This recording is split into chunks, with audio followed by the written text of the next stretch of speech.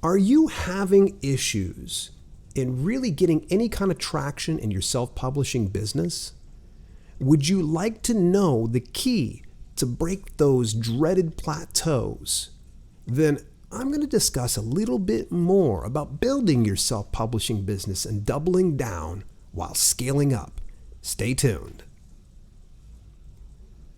This is the Self-Publishing with Dale podcast, and today we're going to talk a little bit about something that needs to be addressed because I see it as a common problem across the board. Before we do dive deep into that, I want to let you know that today's episode has been brought to you in part by the DIY Publishing Course Unlimited. Get your hands on the most comprehensive coverage of self-publishing to date with over 355 videos. That's right, I didn't say that wrong. Over 355 videos and resources.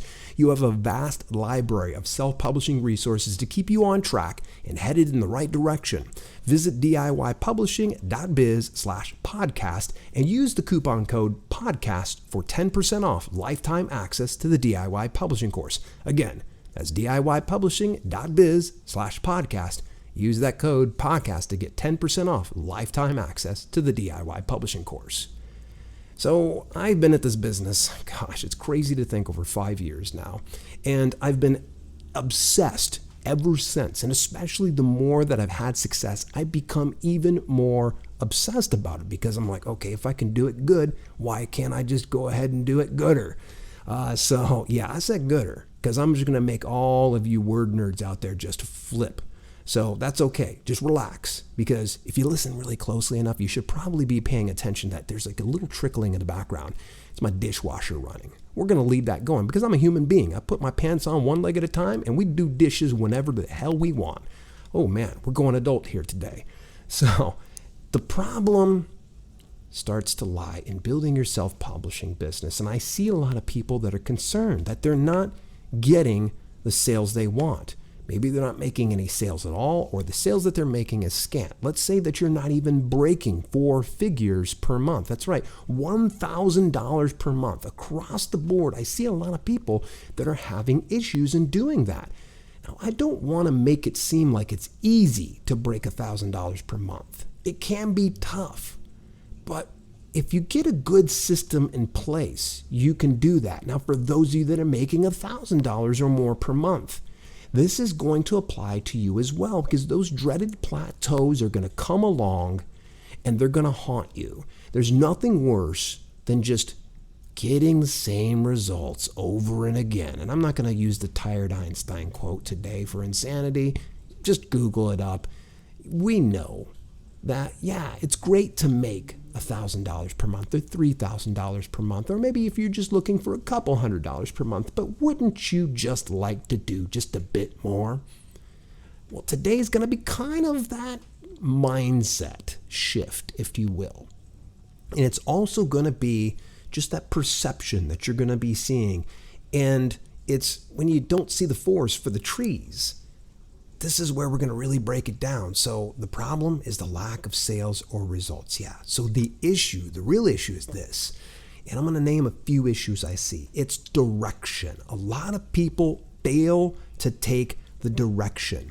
You can't be going into 50 places all at one time. It's true. Can't, honestly. And you're going to get lost in due time if you keep trying to go to various locations at the same time. Pick a direction. You can't just spray and pray and hope for the best. I did it for my first couple years, folks, and let me tell you, ramen noodles and frozen vegetables suck after a while. They really do. And why was that? Because I was too busy spraying and praying for the best. I was publishing and praying and hoping, well, so-and-so said on their YouTube channel that this is a great trend to get on. Or so-and-so said in a group that this is fantastic. Well, if you keep bending to the whim of everybody's suggestions, you're going to get nowhere really fast. Get good on the direction of your business. And folks, there's going to be some little tidbits I'm going to share with you. This applies not only just self-publishing, but in life in general. You have to pick a direction and go for it. That's why you hear me say set goals. Goal setting works, folks. It's like having a roadmap. in the destination. The destination is your goal. The roadmap's going to be the steps that get you there.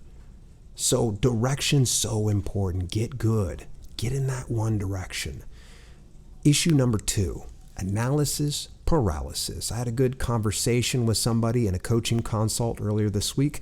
Big shout out. She brought up a phrase that I've heard a long time back. Analysis paralysis is when you just, let me learn a little bit more about this. Or let me go ahead and learn a little bit more about that. And then I'll do something. And let me learn about this. And wait, hang on a second. There's this course. I better buy this one because I'm gonna watch this one. Oh, wait, hang on. Dale recommended that I take a look at this and I better watch this first. Folks, this is something that I learned real quick. You learn by taking action. Be bold. Be relentless. Be willing to have a little mustard on your face and make a mistake from time to time, because we're all human beings and it's okay to make a mistake. It's okay to have a setback. It's okay to fail at things from time to time. Be all right with it. It's not all right if you just settle for that. If you just say, well, that didn't work, I guess I'll move on to something. Because when you start to do something like that, when you start to go, well, that didn't work, and you just switch directions, you're going back to that original issue I just told you about in direction, spraying and praying and hoping for the best. That's just not going to get you very far. So if you make mistakes, you have failures, you have something that doesn't quite work and you expected different results, you need to analyze it. You need to figure out, okay, so this has been successful for other people. What are the successful people doing, and how can I model that system in my own business practices? And then from there, you just implement that. So you noticed I said, we can do all the information gathering we want. That's fine. But the most important thing is actually doing it, getting your hands dirty and getting it to where you understand how you can better do that. And this is something I'm always doing. This podcast, I'm going to tell you, probably you go back to episode number 1, it sounds like garbage. Episode number 15 now, it sounds a little bit more polished. And I'm sure in about another year from now, it's going to sound state of the art because I'm going to get to where I understand this system. So analysis paralysis will stop you from really getting anywhere. Evan Carmichael puts it a good way. Big name on YouTube, has nearly 2 million subscribers. He does a lot of self-help type stuff. Hashtag Believe Nation, just look that up anywhere. He says it should be 1% to 99%. 1% planning to 99% action. You gotta get that in your head. 99% action. Oh my gosh, only 1%? Are you kidding me? Yep. It's ready, shoot, aim. There you go. Let's go ahead and do it. Let's go ahead and figure this out. And last but not least, too, when it comes to analysis paralysis, and I understand this, you're listening to a podcast that literally just fired off, that was brought to you in part by the DIY publishing course. And the thing is you're going to hear a lot of people within this space and people that have been successful that are selling a course or a service or coaching of some sort. And they're going to be telling you about all these success stories. And folks, I would love it if you joined me over the DIY publishing course. But at the end of the day, you don't have to do that. I would certainly love it, and it certainly would increase the likelihood of your success. But is it going to make or break your success? Not by any means. I've seen some people just crush it, and they didn't even need a single course. I used courses, and I've used coaching, and they've worked really, really well for me. So just bear that in mind. Don't always buy into the hype. And you'll know when there's some hype masters out there, those ones that will tell you that you will make $1,000 in the first 30 days of doing their stuff. You got to start questioning that person that can promise you that you're going to make a certain amount of income. And before long, FTC is going to be breaking down that person's door because those are rather bold claims. And they don't take too kindly to the making money online thing and promising they're going to make $1,000 per month. And then there you got the ones that will share their paychecks and their revenue, and I'm crushing, I'm doing this and that.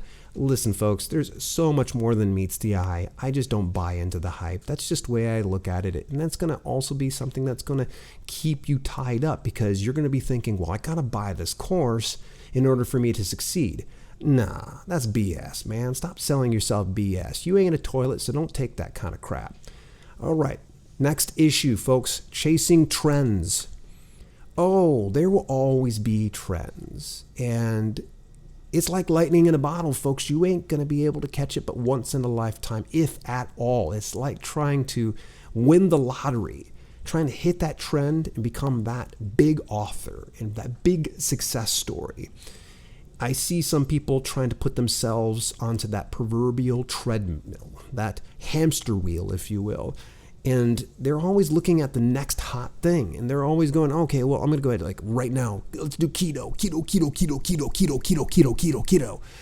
Well, what happens when keto goes away? Because it will. I promise you it will. Because before that, it was paleo. Before that, it was Atkins. And before that, it was just always something that people want to be doing. And there's always going to be these big trends.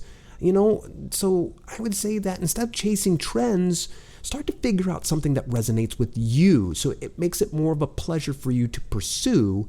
And that way, if for some reason you don't become successful in that particular avenue, it's not a complete loss because you enjoyed the process.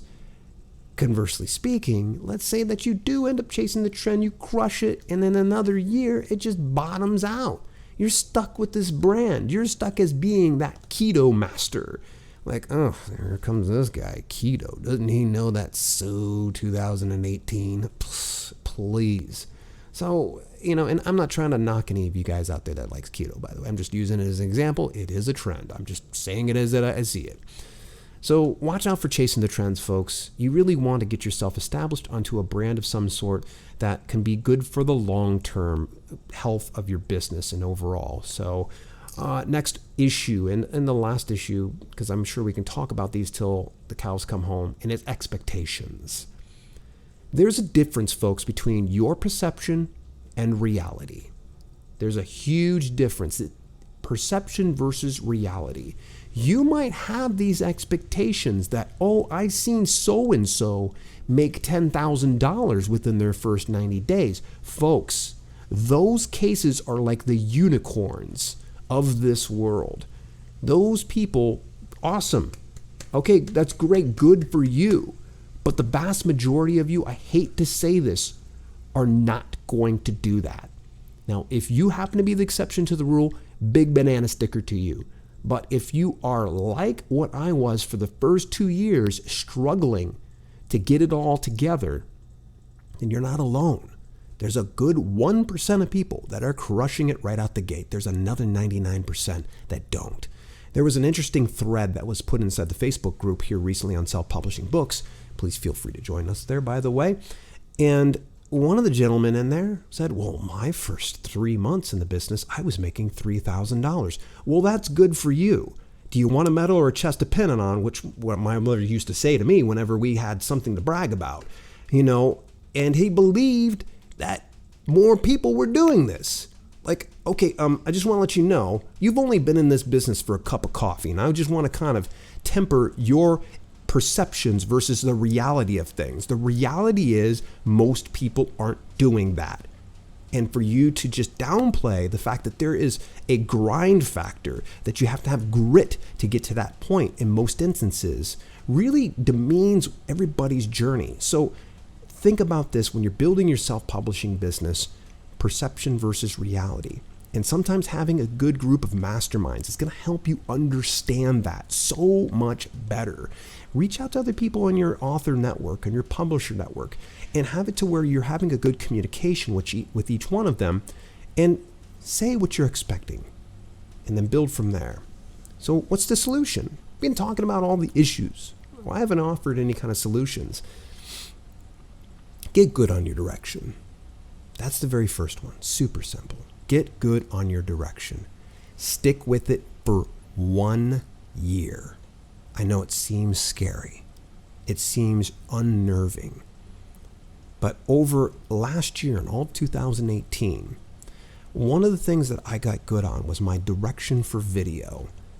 And within that year, on YouTube alone, I had over 7,500 new subscribers, which is pretty incredible considering how niche the topic is of self-publishing. I was very happy with that. That was way more than I did in my first 2 years alone because I got good on that direction. I said, this is what I'm doing. This is how I'm going to focus on it. Kelly did the same thing in her business. She focused on her no content, low content books, and that was her thing. She was just going to do that day in, day out, 1 year straight, and she saw huge results. So I implore you, get good on that direction. And of course, this segues perfectly over into pick one thing. Pick one thing. I know, it seems unnerving, especially if you're indecisive. You're going to be like, oh, but I like to write Werebear's Shapeshifter Romance. Yeah, we're going to have to cut this one out. Anybody watching on Twitch is going to love this one. But I really like to write Werebear's Shapeshifter Romance. I love to have cookbooks. That is going to be a bit, hang on, I'm going to cut that one out too. But I liked Werebear's Shapeshifter Romance. But I like to write cookbooks. But I like to put out journals. Listen, folks, pick one thing and go for it. Be confident in the direction that you're going. But also understand this, that just because you picked one thing doesn't mean it's going to be a success. You're going to need to, as I've shared before, you're going to have to analyze your results. And that's a perfect segue into what I like to call doubling down. I say this a lot to my coaching students, and I say this a lot to my viewers. If you find a proven concept, that means you have proven it yourself, then double it down. Double down. That means you're going to do it again, and you're going to do it again, and you're going to do it again, and you're going to keep stacking it and build an entire catalog of assets that are going to perform incredibly. And you might be thinking, how do I know if it's a proven concept? Does it sell? Has it sold one copy? There's a proven concept. Has it sold one copy a day? Ooh, that's an even better proven concept. Has it sold 12 copies in a day? Has it sold 30 copies? You will know when you go log in to your self-publishing dashboard on what is a proven concept because what? Someone bought it. Someone bought it. And it won't be you. So your mom doesn't count either. Sorry to tell you this. Double down on those proven concepts because you start to build and eventually it's going to hit that critical mass. And you're going to be the unstoppable force in your niche. And that's why I say pick that one direction, get good with it, and double down on it. So in closing, folks, when building your self-publishing business, it's not rocket science. It just takes a little bit of time. It takes a little bit of grit. It takes some determination. And you got to be relentless. And remember to double down and scale up. Today's episode was brought to you in part by the DIY Publishing Course Unlimited.